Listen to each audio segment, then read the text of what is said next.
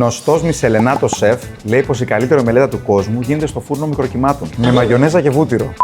Λέω εγώ. Αλλά πάμε να το δοκιμάσουμε. Λέει ότι σπάμε ένα αυγό σε ένα μπολάκι, βάζουμε μία κουταλιά μαγιονέζα, μία κουταλιά βούτυρο και ανακατεύουμε. Και μετά λέει το ψήνουμε 35 με 45 δευτερόλεπτα στο φούρνο μικροκυμάτων. Άντε, πάμε να το δοκιμάσουμε. Σαν πανακότα είναι. Δεν το περίμενα θα βγει τόσο νόστιμο. Έλεγα θα με λιγώσει, θα μου κάνει. Είναι σαν σε ένα σύννεφο. Σαν ένα σύννεφο. Να τρώσει ένα σύννεφο με γεύση. Κάντε το, τρομερό.